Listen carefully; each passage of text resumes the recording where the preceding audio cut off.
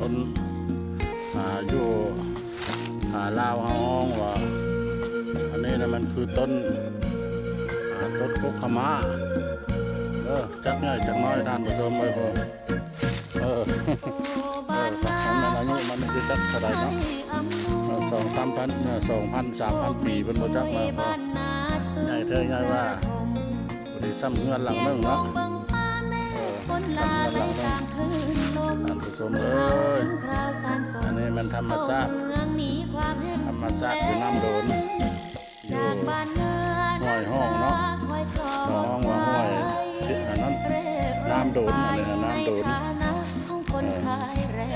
ไหลออกมาจากภูจากป่าหมดละก็ลงไปพ้นละน้ำโดนมันก็ต้องใส่แม่น้ำโขงเด้อใส่ในแม่น้ำโขงธรรมชาติสวยงามธรรมชาติเมืองลาวธรรมชาติเมืองล